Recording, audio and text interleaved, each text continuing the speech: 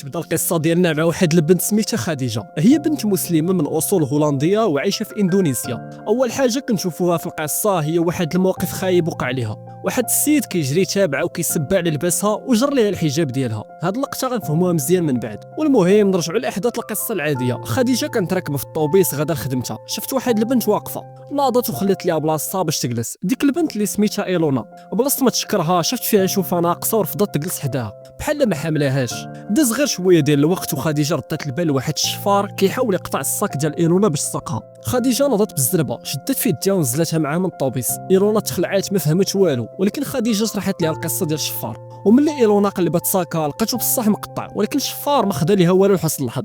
ديك الساعه حشمات من راسها واعتذرت لخديجه على المعامله ديالها وبدات كتشكرها، ومن تما غادي تبدا الصداقه الحقيقيه بيناتهم. ايلونا طالبه في الجامعه وخديجه كتخدم في مكتبه، وهما غاديين كيهضروا بجوج شافهم واحد الصحفي سميتو نيكولاس. هاد نيكولاس عجباتو بزاف خديجه والهبه ديالها بالحجاب، وصورها بالكاميرا ديالو بلا ما تعرف. ملي رجع للجريده ورا التصويره للمدير ديالو اللي عجباتو بزاف، وقرر يديرها هي الغلاف ديال المجله، والموضوع يكون على البنات المسلمات. نيكولاس تلف حيت خاصو الموافقه ديال خديجه وهو ما كيعرفهاش، والمدير قال لي خاصك تلقاها ضروري. المهم رجع نيكولاس لنفس البلاصه كيقلب عليها، ما لقاش خديجه ولكن لقى ايلونا. لقى البيكالا ديالها خاسره ومشى يعاونها وصايبها ليها. ايلونا من ديك اللحظه بان عليها عجبها نيكولاس، ولكن هو كان عقله غير مع خديجه. بقى كيقلب عليها حتى لقاها واحد النهار خارجه من المكتب، تبعها حتى وصلت لواحد الجامع، تسنى حتى صلات وخرجات. عاد مشى عندها قدم لها راسو وقال لها بلي هو صحفي ووراها التصويره، وشرح لها بلي المدير بغى يديرها غلاف المجله وطلب منها الاذن. وخديجه بكل هدوء رفضت واعتذرت منه. من بعد جمعت واحد الصدفه اللي خلات ايلونا وخديجه يتلاقاو مع نيكولاس وصاحبو جوكو.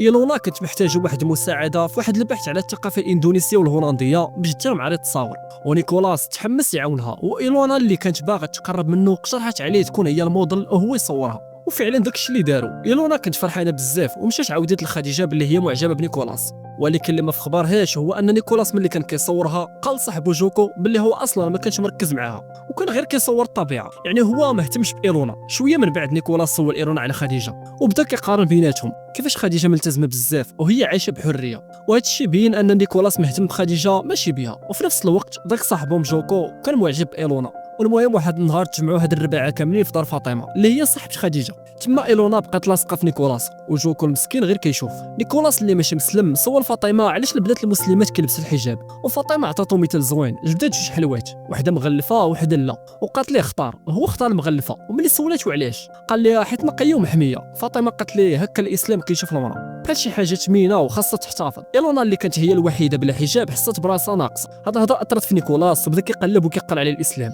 من بعد هادشي كامل كنرجعوا لديك اللقطه الاولى ديال القصه. خديجه كانت غاده في حالها حتى وقف عليها واحد السيد، هذا كان صاحبها القديم قبل ما تسلم، سميتو نيلز. بدا كيعايرها على لباسها وجر لها الحجاب ديالها بزز، ولكن في ديك اللحظه وصل نيكولاس اللي شاف المنظر وما عقلش عليه ومشى ضرب نيلز ودافع على خديجه. نيلز اللي بغى ينتقم قال نيكولاس كلام خايب على خديجه وعلى الماضي ديالها، قال ليه كانت عايشه معاه وعنده فيديوهات. نيكولاس ما تسوقش ليه ووصل خديجه لدارها. خديجه بقات مصدومه من داكشي اللي وقع، وحتى نيكولاس بقى كيفكر في كلام نيلز. شويه صيفطت لي خديجه ميساج فجأته فيه وقالت لي باللي هي وافقات ينشر التصويره ديالها في المجله وطلبات يتلاقاو الغد ليه. وفعلا تلاقاو. نيكولاس سولها واش وافقات تحت الضغط، ولكن هي جاوباتو قالت ليه لا، انا بغيتك تعاوني في حاجه اهم، بغيتك تصورني فيديو ونعاود فيه القصه ديالي كامله للعالم. وفعلا وافق، وبدات خديجه كتعاود. قالت لي ان سميتها كانت مارين وعايشه حياه بعيده على الدين ودرت بزاف ديال الاغلاط، حتى لواحد النهار لقات صاحبها نيلز كيخونها، وملي بغات تخليه هددها بفيديو كان مصوروا ليها. وفعلا نشروا، وباها ملي شاف الفيديو جرى عليها من الدار. ومارين اللي هي خديجه دابا لقات راسها في الزنقه وقررت تصفيها راسها. وفي ذاك النهار بالضبط اللي قررت تصفيها راسها لقاتها واحد السيده مسلمه اللي هي فاطمه. في ذاك الوقت فاطمه كانت غاده تصلي الفجر، عشقاتها وداتها لدارها وفهمتها ان باب التوبه ديما محلول. ومارين تاثرت بزاف وقررت تسلم، وفاطمه سماتها خديجه ولبست الحجاب. وخديجه لقات الامان والحب مع صحابات المسلمات. وملي سالت القصه ديالها قالت لنيكولاس دابا عرفتي كلشي، والا بغيتي تمشي في حالك ما غنلومكش. نيكولاس جاوبها بالعكس وقال لها هو فخور بها بزاف. وملي ودعاتو ومشى وهما يطيحوا عليه نيلز وصحابو عطاو قتله ديال العصا. نيكولاس من بعد الطريحه اللي كلا مشى عند صاحبو جوكو اللي كان قريب ليه وعاود ليه داكشي اللي وقع.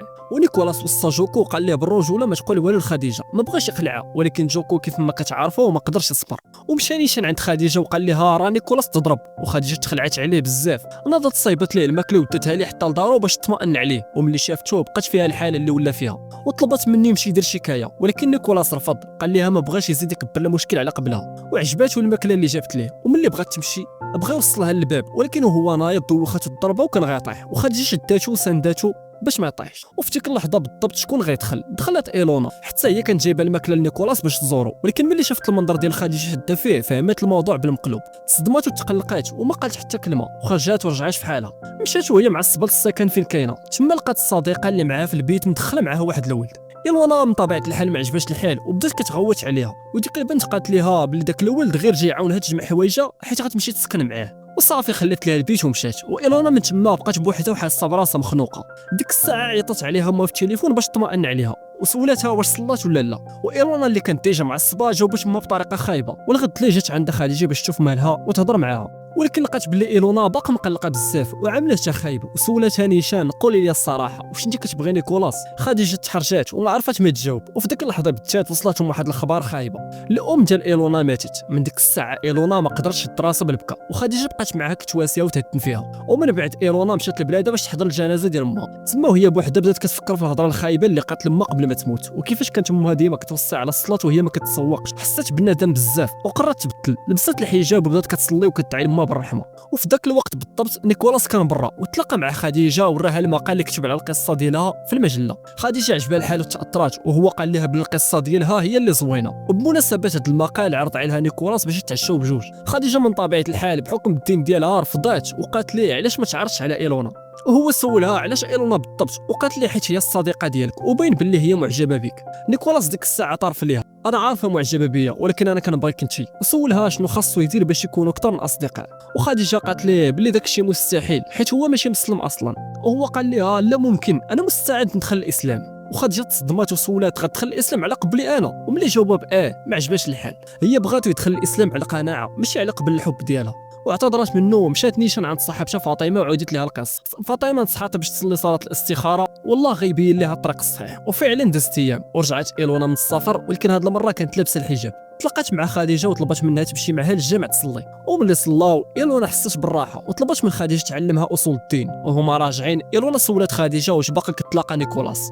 في ديك اللحظه بالضبط التليفون ديال خديجه صونا، وكان نيكولاس هو اللي كيعيط. خديجه من طبيعه الحال ما جاوباتوش، وايلونا زدت عليها ما جاوبتينيش واش كتبغي. خديجه باش ما تجرحهاش كذبات عليها وقالت لها بلي هو غير صديق وصافي. من بعد نيكولاس صيفط ميساج لخديجه كيطلبها يتلاقاو ضروري، وخديجه يمكن بسبب الاستخاره وافقات، ونيكولاس فرح بزاف ومشى كيجري عند صاحبو جوكو وقال ليه عاوني بغيت ندخل الاسلام. جوكو تصدم بالفرحه وعنقو، وجا النهار اللي غيتلاقاو فيه، ومن بعد نيكولاس مشى للقهوه بكري وشرى الورد عطاه للسربايه، وقال لها ملي غتجي واحد البنت داير الحجاب عطيها هذا الورد وقول لها راني في الحمام. نيكولاس دخل الحمام وملي خرج شاف واحد البنت دايره حجاب وعطيها بالظهر، مشى عندها فرحان وقال لها اخيرا وافقتي تلاقيني. البنت طارت عنده وتصدم، لقاها ايلونا. شنو وقع في الحقيقه؟ غادي نعرفوا. خديجه وهي جايه عنده في الطريق بالبيكالا ديالها طاحت وتجرحات في رجليها والتليفون ديالها تهرس، وبلي وصلت للقهوه هي كتعرج شافت مزاج بنت ليها ايلونا واقفه وكتعنق نيكولاس، وهي كانت غير كتشكر على الورد اللي عطاتو ليها السربايه حيت غلطات. خديجه ملي شافت داك المنظر قلبها تهرس ومشات في حالها.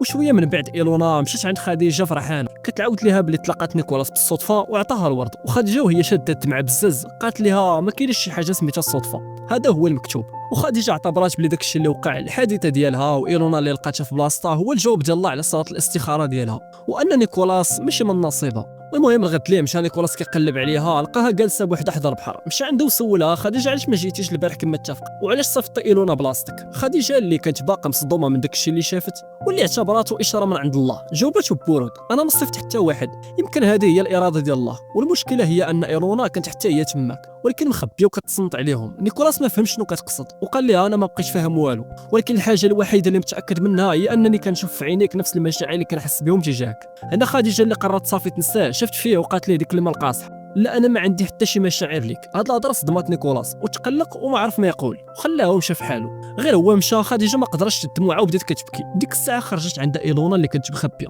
وهي معصبه وقالت لها شفتكم قالت لي غير صديق.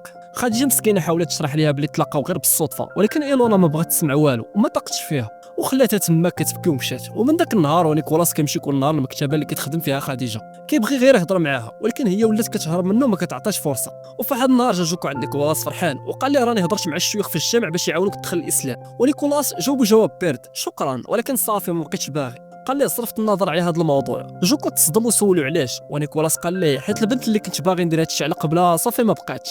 جوكو من جهته ملي سمع هاد الهضره تعصب بزاف وقال لي انا كون عرفتك باغي تسلم غير على قبل البنت والله ما كنت نعاونك، دين ماشي لعبه. هاد الهضره ديال جوكو خلات نيكولاس يفاق، بقى كيفكر ولقى باللي جوكو قال ليه نفس الهضره اللي قالت ليه خديجه ملي قالت ليه واش غتسلم على قبلي. هاد المره نيكولاس بحال عاد فهم، قرر يمشي للجامع ولكن ماشي على قبل خديجه، مشى عن قناعه. جلس مع الشيوخ سولهم وفهم الدين مزيان، ومن بعد بقلب صافي نطق الشهادتين وعلى الاسلام ديالو رسميا. وسبحان الله في ديك اللحظه بالضبط كانت خديجه جايه للجامع وشفتوه هو كيشهد، فرحت ليه بزاف من قلبها. وفي جهه اخرى جوكو اللي كان عارف القصه كلها ما قدرش يسكت، مشى عند ايرونا وعاود لها الحقيقه كلها. قال لها نيكولاس كيبغي خديجه وخديجه حتى هي كتبغيه، وراه هي اللي بعدت عليه غير على قبلك انت حيت ما بغاش تجرحك وتشوفك حزينه. ايرونا تصدمت ملي عرفت الحقيقه، وبحال اللي كيقولوا المصائب لا تاتي فرادى. في ديك اللحظه رجعت عند هذيك زميلتها اللي كتمشي تسكنات مع صاحبها، رجعت كتبكي وحالتها حاله، وقالت لايلونا بلي داك السيد غدرها ومشى مع وحده اخرى. وقالت لها واحد الجمله اللي بقيت كترن في ودنين ايلونا، اكبر غلطه ديريها هي تبقاي تابعي شي واحد قلبو ماشي معاك. هاد الهضره ديال صاحبتها مع الهضره ديال جوكو خلات ايلونا تفيق وتعرف باللي كانت انانيه. في نفس الوقت خديجه كانت صافي خدات القرار ديالها، جمعت حوايجها وقررت تمشي من ديك المدينه كلها وتمشي تخدم كمتطوعه في واحد الدار ديال الايتام بعيده. ونيكولاس اللي دابا ولا مسلم عيط لها في التليفون ولكن هي ما جاوباتوش. وقبل ما تمشي صيفطت خديجه ميساج لايلونا كتودع فيه، وملي وصلها الميساج عرفت خديجه غتمشي بصح. مشيت كتجري عندها للدار ولحقت عليها وهي يلاه خارجه. ايلونا بدات كترغبها وقالت لها ما تمشيش، انا اللي خاصني نمشي ماشي انت، انا عرفت الحقيقه كلها، نيكولاس كيبغيك انت. وخديجه جاوباتها ما بغيتش نشوفك حزينه. وايلونا قالت لها الحزن راه عادي بحال الشتا كيجي وكيمشي، دابا فكري في راسك. ولكن خديجه كان راسها قاصح، قالت لها بلا القرار تخاد وانها غاده لدار الايتام، وفعلا ودعتها ومشات.